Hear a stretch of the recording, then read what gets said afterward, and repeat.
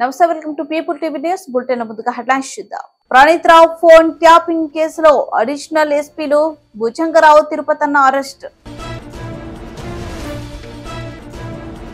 కోట్లాది రూపాయల ప్రభుత్వ భూమిని ఆక్రమణ చేసిన mayor Gadwal Vijayalakshmi.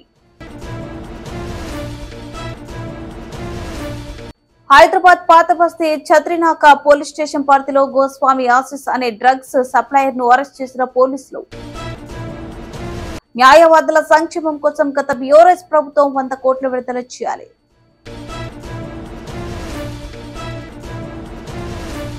Phone tapping కేసులో మాజీ డీఎస్పీ ప్రణీత్ రావు మరియు అదనపు ఎస్పీలు భుజంగరావు తిరుపతన్నలను బంజారాహిల్స్ పిఎస్ నుండి వైద్య పరీక్షల నిమిత్తం ఉస్మానియా ఆసుపత్రికి తరలించిన పోలీసులు వైద్య పరీక్షల అనంతరం కొంపల్లి జేబేరిలోని నివాసం వద్ద నాంపల్లి కోర్టు మెజిస్ట్రేట్ క్యాన్లాల్ ముందు ప్రవేశపెట్టిన పంచకూట పోలీసులు హాజరుపరిచారు. ఎస్ఐబి మాజీ డీఎస్పీ ప్రణీత్ రావు మరియు అదనపు ఎస్పీలు భుజంగరావు తిరుపతన్నలను కొంపల్లి న్యాయమూర్తి నివాసం నుండి చెంచలగూడ జైలుకు ప్రణీత్ రావును తరలించారు. పంచకుట పోలీసులు నాంపల్లి కోర్టు పీపీలు చందు సుధాకర్ తో పాటు పంచకుట ఏసీపీ మోహన్ పాల్గొన్నారు.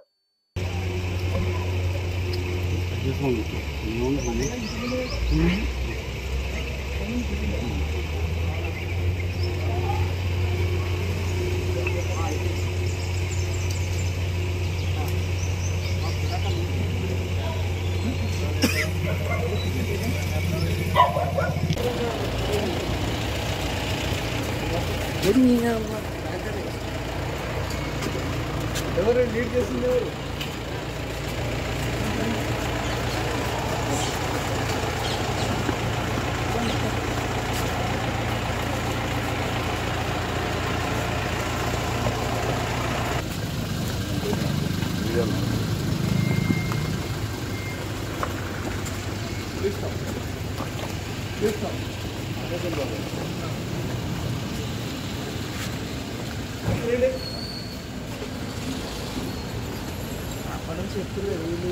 బంజారాహిల్స్ లోని ఎన్బిటి నగర్ లో కోట్లాది రూపాయలు విలువైన స్థలాన్ని మేయర్ గద్వాల విజయలక్ష్మి అక్రమంగా సొంతం చేసుకుందని హైకోర్టు న్యాయవాది రాజేష్ కుమార్ ఆరోపించారు. సోమాజిగూడ ప్రెస్ క్లబ్ లో మీడియా సమావేశంలో ఆయన మాట్లాడారు. బంజారాహిల్స్ ఎన్బిటి నగర్ లోనే 1161 గజాలు 425 గజాలను సర్వే నెంబర్ 129/1లో గల భూమిని విజయలక్ష్మి ఆమె సోదరుడు వెంకటేశ్వరరావుతో కలిసి చట్ట వ్యతిరేకంగా గత ప్రభుత్వపు అండతో గజం 2 లక్షల పైగా విలువ చేసే ఈ స్థలాన్ని గజం కేవలం 350 గజానికి పొందాలని ఆరోపించారు. ఇందుకోసం గత ప్రభుత్వం హయాంలో ఏకంగా జీవో 56ను తీసుకొచ్చారని మండిపడ్డారు. దీనిపై లీగల్ నోటీస్ పంపితే భయపడిన గద్వాల విజయలక్ష్మి పార్టీ మారుతుందని ఆరోపించారు.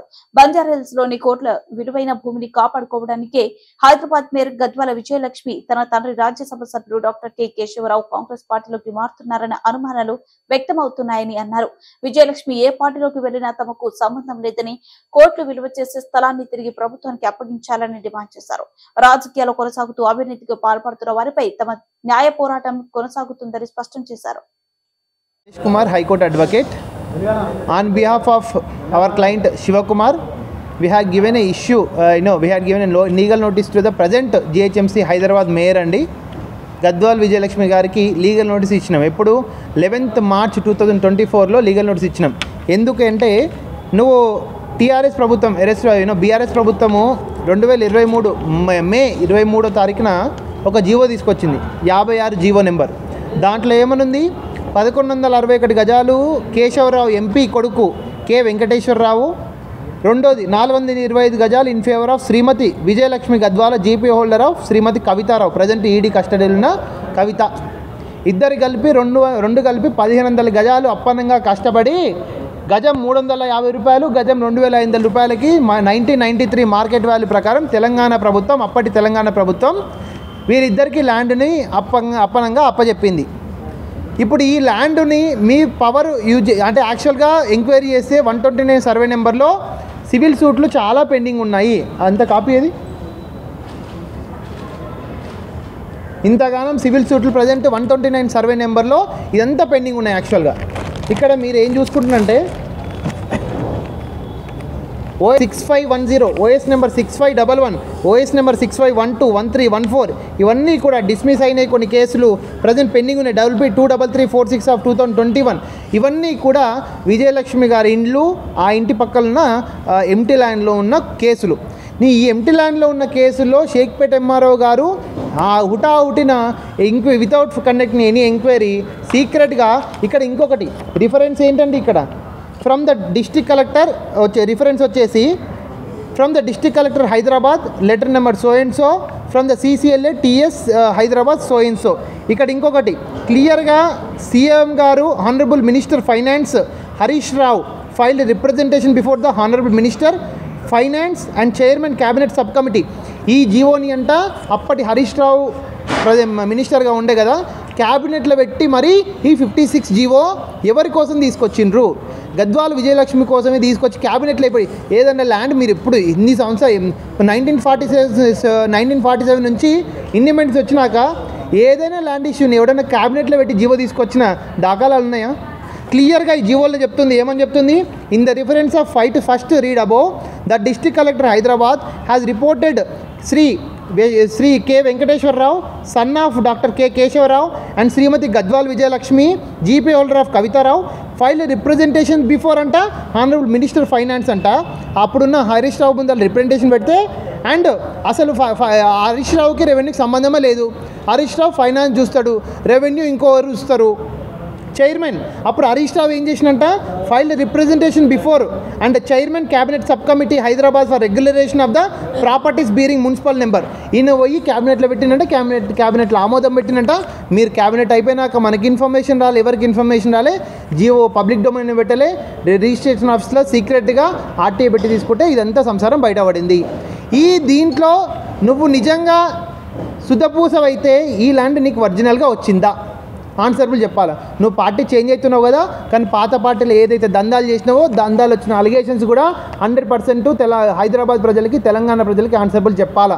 దీనికి మీ డాడీ కేశవరావు కూర్చోవాలా, మీ అన్న వెంకటేశ్వరరావు కూర్చోవాలా, నువ్వు కూడా కూర్చొని కవితకు మీకు సంబంధం ఏంది? ఇప్పుడు ప్రజెంట్ ఈడీ లిక్కర్ స్కామ్లో ఉన్న కవితకు మీకు ఎలాంటి సంబంధం ఉంది? మీరిద్దరు కలిసి బంజారాయిల్స్ ఈ రోడ్ నెంబర్ 12లో సర్వే నెంబర్ 129లో మీరిద్దరు జీపే ఎందుకు ఎంటర్ అయ్యిండ్రు? ఈ ల్యాండ్ ఎక్కడి నుంచి ఈడీ సిబిఐకి ఒకటే కొడుతున్నా, మీరు 50 లక్షల అబో అయితే ఈడీ సిబిఐ ఎంటర్ అవుతుంది కదా, 30 కోట్ల సంసారం, మళ్ళీ మీరు ఎందుకు ఎంటర్ అవుతలేరు? బీజేపీకి నేను ఇస్తున్నా, మీరు తీసుకుపోయి ఎంటర్ కావండి, దీని మీద ఎంక్వైరీ పెట్టండి. హైదరాబాద్లో గవర్నమెంట్ స్థలాన్ని ఆల్రెడీ 129 సర్వే నెంబర్లో ఎన్నో ప్రాపర్టీస్ లిటిగేషన్స్ ఉన్నాయి.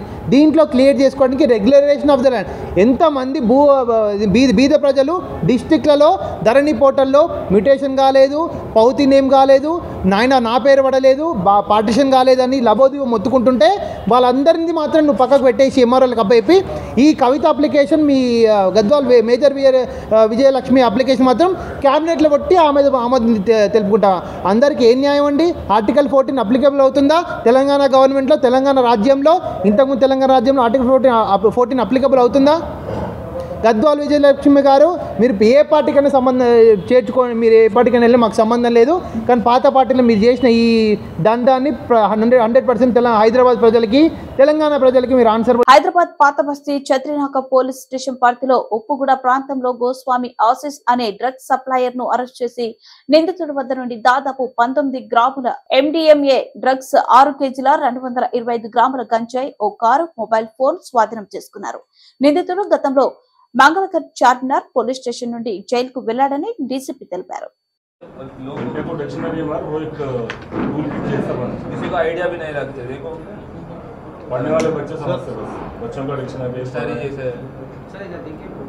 तो आप लोग इसीलिए दिखा रहे हैं, आपका कभी भी कोई भी वैसे डिक्शनरी के साथ कोई सस्पिशियस जैसे लग रहा है.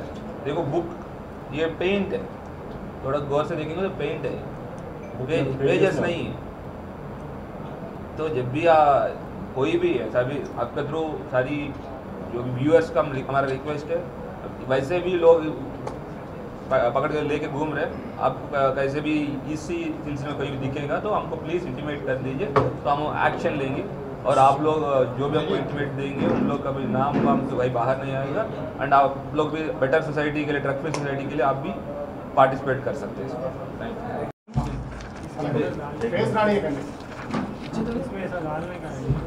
ठीक है, सारी मजबूत जरूरी नहीं इतना एक्सप्लेन करने का। आशीष इतना एक्सप्लेन करने का जरूरी नहीं, छोड़ दीजिए। अलग अलग किट है जो अलग अलग है सब इसका।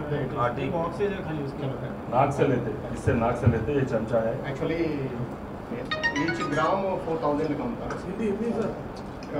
4000 में 1 ग्राम को बेचते हैं MDMA को। इसमें पाउडर ये बॉटल में डालते, इससे ले लेते थोड़ा थोड़ा चमचा है। लेने के बाद एक ग्लास के ऊपर डालते, क्योंकि अगर इसके ऊपर डाल दो ये पकड़ता would and any other material उसको पकड़ता हूँ जो मेरे मैं నమస్కారం. ఇవాళ చిత్తనాక పోలీసులు ఒక డ్రగ్ సప్లయర్ని పట్టుకోవడం జరిగింది, డ్రగ్ డిస్ట్రిబ్యూటర్ రాజా. దాని పేరు గోస్వామి ఆశీష్ గిర్. యాక్చువల్లీ మంగళహాట్లో ఉండేవాడు, 24 ఏళ్ళ వయసు. తర్వాత టైంతో ఇతను ఉప్పుగూడకి షిఫ్ట్ అయ్యాడు. ఇతను ఇంతకుముందు కూడా కేసెస్లో, డ్రగ్స్ రిలేటెడ్ కేసెస్లో ఇన్వాల్వ్ అయి ఉండేవాడు. మంగళహాట్లో 49/2020లో కేసు అయింది. తర్వాత చార్మినార్లో 169/2021లో కేసు అయింది. దాని తర్వాత ఈ కేసులో PD యాక్ట్లో జైలుకి కూడా వెళ్ళడం జరిగింది. ఈ జైలుకి వెళ్ళినప్పుడు ఇతనికి మిలన్ దేబత్ అనే ఒరిస్సాకు సంబంధించిన అతనితో పరిచయం ఏర్పడింది. అతను ఒరిస్సా నుంచి, మల్కాన్గిరి జిల్లా ఒరిస్సా నుంచి గాంజా ఇతను సప్లై చేసేవాడు. అక్కడ ఇది 8,000 గాంజా కేజీ ఆయన దగ్గర కొని 15,000 అమ్మేవాడు. అట్లానే MD ఇంకా డబ్బులు ఎక్కువ సంపాదించాలనే ఉద్దేశంతో MDMA, మిథలిన్ డయాక్సీ మిథైల్ యాంఫెటమిన్ ఏదైతే ఉందో ఇది ఒక సింథటిక్ డ్రగ్. దీన్ని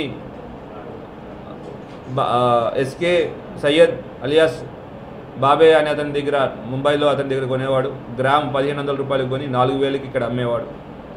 ఇట్లా కార్యకలాపాలు చేస్తుంటే మాకు పక్కా ఇన్ఫర్మేషన్తో నిన్న అంటే 22వ తారీఖున మధ్యాహ్నం ఉప్పుగూడ జెండా దగ్గర మేము అతన్ని వెహికల్ చెకింగ్ చేస్తున్నప్పుడు అతన్ని పట్టుకోవడం జరిగింది. అయితే ఇవాళ నిన్న 12:30 అంటే 4 తర్వాత అక్కడ 4ంటికి అతన్ని పట్టుకోవడం జరిగింది. అతని దగ్గర 6.225 grams of 6.225 kgs of ganja దొరికింది. అట్లానే 18.75 గ్రామ్స్ ఆఫ్ MDMA దొరికింది. దాంతోపాటు ఒక కొత్తగా ఆక్స్ఫర్డ్ డిక్షనరీ రూపంలో, ఇందాక చూపించాము మీ అందరికీ, ఆక్స్ఫర్డ్ డిక్షనరీ రూపంలో స్నార్టింగ్ కిట్ కూడా దొరికింది. MDMA కన్సంప్షన్కి చేయడానికి అతను ఒక కిట్. సో అందరు దాచిపెట్టి ఆ కిట్ కూడా ఈజీగా కన్సీల్ చేసుకుని తీసుకెళ్ళడానికి ఆ కిట్ ఉపయోగపడుతుంది. ఇది ఒక మారుతి సుజుకి స్విఫ్ట్ డిజైర్ కార్లో వెళ్తుంటే అంతా మేము ఇంటర్సెప్ట్ చేయగలిగాం. Entire operation ACP Chitranaka Chandrashekar మరియు ఇన్స్పెక్టర్ శ్రీనివాస్ రెడ్డి, తర్వాత SIలు త్రిమూర్తులు, హెడ్ కానిస్టేబుల్ కొమరయ్య, వెంకటేష్, లాయక్ మెహదీ వీళ్ళందరూ కష్టపడి ఇతన్ని పట్టుకోవడంలో సఫలీకృతమయ్యారు. వీళ్ళందరికీ మేము అభినందనలు తెలుపుతున్నాం. అట్లానే మన మీడియా మిత్రుల ద్వారా అందరికీ ఒక విజ్ఞప్తి, ఈ యువత ఈ డ్రగ్స్ నుంచి దూరం బానిస కాకుండా ఉండడానికి అందరి సహాయం అవసరం. అందరూ మీకు ఎటువంటి ఇన్ఫర్మేషన్ వచ్చినా, డ్రగ్ కన్జంప్షన్ కానివ్వండి, డ్రగ్ సప్లై గురించి కానివ్వండి, లేదంటే ఇతరాతర విషయం గురించి ఏదైనా ఇన్ఫర్మేషన్ వస్తే ఇమీడియట్గా మాకు ఇన్ఫర్మేషన్ పాస్ ఆన్ చేయండి. వాళ్ళ మీద యాక్షన్ తీసుకుంటాం. ఎవరైతే కన్జ్యూమర్స్ ఉన్నారో వాళ్ళని డీఅడిక్షన్ క్యాంప్ పంపడం, తర్వాత సప్లయర్స్ నుంచి డిస్ట్రిబ్యూటర్ నుంచి సప్లయర్ దాకా వెనకాల చైన్లో బ్యాక్ వెళ్ళి అందరినీ పట్టుకుంటాం. సో మీ అందరికీ మళ్ళీ ఒకసారి విజ్ఞప్తి, ఇటువంటి ఇన్ఫర్మేషన్ వచ్చినా ప్లీజ్ మాకు ఇమీడియట్ గా లోకల్ పోలీస్. న్యాయవాదుల సంక్షేమం కోసం గత BRS ప్రభుత్వం 100 కోట్లు కేటాయించామని ప్రచారం చేసుకుని ₹1 కూడా నిధులు విడుదల చేయకుండా మోసానికి పాల్పడిందని తెలంగాణ రాష్ట్ర అడ్వకేట్ జేఏసీ ఆరోపించింది. హైదరాబాద్ బషీర్బాగ్ ప్రెస్ క్లబ్ లో ఏర్పాటు చేసిన సమావేశంలో జేఏసీ నూతన కార్యవర్గానికి ఎన్నుకున్నారు. జేఏసీ అధ్యక్షుడిగా శ్రీనివాస్ యాదవ్, కన్వీనర్ గా బద్దలో కృష్ణాలను ఎన్నుకున్నారు. ఈ సందర్భంగా వారు మాట్లాడుతూ గత 10 ఏళ్లుగా రాష్ట్రంలో న్యాయవాదులకు రక్షణ కరువైందని, నడి రోడ్డుపై న్యాయవాది దంపతులను హత్యలను జరగడం బాధాకరమన్నారు. ప్రజా ప్రభుత్వం అని చెప్తున్న కాంగ్రెస్ ప్రభుత్వం న్యాయవాదుల సంక్షేమం బోర్డు ఏర్పాటు చేసి 200 కోట్లు కేటాయించాలని విజ్ఞప్తి చేశారు. హైకోర్టులో AGP, GP, standing council members వంటి పదవులను గత ప్రభుత్వంలో అనుభవించిన వారే ప్రస్తుతం అనుభవించేందుకు ప్రయత్నం చేస్తున్నారని వెల్లడించారు. రాష్ట్ర ప్రభుత్వం వారిని పక్కకు పెట్టి నూతన సభ్యులను నియమించాలని కోరారు. కాంగ్రెస్ పార్టీకి అనుబంధంగా ఏర్పడిన ఈ జేఏసీలో సభ్యులు రాష్ట్ర వ్యాప్తంగా ప్రచారం నిర్వహించాలని తెలిపారు. అన్ని పార్లమెంట్ నియోజకవర్గాల్లో కాంగ్రెస్ పార్టీ అభ్యర్థులకు అనుకూలంగా ప్రచారం నిర్వహించాలని పిలుపునిచ్చారు. దీని ద్వారా భవిష్యత్తులో అడ్వకేట్ల సంక్షేమానికి కాంగ్రెస్ ప్రభుత్వం అండగా నిలుస్తుందని స్పష్టం చేశారు. పత్రికా విలేకరులకు మిత్రులకు, మీడియా మిత్రులకు మరియు నా సహచర న్యాయవాద మిత్రులకు అందరికీ నమస్కారాలు తెలుపుకుంటూ, తెలంగాణ స్టేట్ అడ్వకేట్ జేఏసీ అనేది 2007 సంవత్సరం నుంచి దిగ్విజయంగా తమ కార్యక్రమాలను కొనసాగిస్తూ తెలంగాణ మూవ్మెంట్లో విపరీతమైన ప్రయత్నాలు చేస్తూ న్యాయవాదుల అందరం రోడ్ల మీదకి వచ్చి కోర్టులను బైకాట్ చేసి ఎన్నో కేసులైనా కానీ తెలంగాణ ఉద్యమంలో యాక్టివ్గా పార్టిసిపేట్ తెలంగాణ రాష్ట్రాన్ని సాధించుకోవడం జరిగింది. ఇట్లాంటి తెలంగాణ రాష్ట్రాన్ని సాధించుకున్న తర్వాత గత 10 సంవత్సరాలు బీఆర్ఎస్ టీఆర్ఎస్ ప్రభుత్వంలో న్యాయవాదుల మీద ఎన్నో దాడులు జరిగినాయి. ఈ దాడులు ఎస్పెషల్లీ గతంలో లేనట్టుగా గతంలో ఇంతకుముందు ఏ చరిత్ర లేదు. లాయర్లని మర్డర్లు చేసిర్రు, హ్యూమిలేషన్ చేసిర్రు, అవమానించడం ఇవన్నీ జరిగినాయి. కానీ ఇప్పుడు 100 రోజుల ప్రభుత్వం, కాంగ్రెస్ ప్రభుత్వం 100 రోజులు దాటిన తర్వాత మేము కొత్త కమిటీగా ఫామ్ చేసి కార్యవర్గాన్ని ఏర్పాటు చేసుకున్నాము. ఈ కార్యవర్గంలో నన్ను రాష్ట్ర తెలంగాణ జేఏసీ అడ్వకేట్ జేఏసీ కన్వీనర్గా నియమించినందుకు నా సహచర న్యాయవాద మిత్రులందరికీ పేరు పేరున ధన్యవాదాలు తెలుపుకుంటున్నాను. ఈ రోజు నుంచి జరగబోయే కార్యక్రమాల్లో రాష్ట్ర వ్యాప్తంగా ఉన్నటువంటి అన్ని బార్ అసోసియేషన్లలో కమిటీలు ఫామ్ చేస్తూ న్యాయవాదులు ఎదుర్కొనే సమస్యలు కానీ వాళ్ళకి ఎటువంటి ఇబ్బందులు ఉన్నా కానీ మేము సత్వరమే పరిష్కరించడానికి మా విశ్వ ప్రయత్నం చేస్తాము. ఎవరికి ఎటువంటి సమస్య ఉన్నా కానీ జేఏసీని కాంటాక్ట్ కావాలని కోరుకుంటున్నాము. అదేవిధంగా గత బీఆర్ఎస్ ప్రభుత్వంలో 100 కోట్ల రూపాయలు కేటాయిస్తున్నామని కంటి తూర్పు చర్యగా మాత్రమే ప్రకటించినటువంటి బీఆర్ఎస్ ప్రభుత్వం ఎటువంటి ఏమిటి బీసీ అడ్వకేట్ల సంక్షేమ నిధికి డిపాజిట్ చేయలేదు. ఆ విషయంతో సీఎం గారితో మేము చర్చలు జరుపుతాము.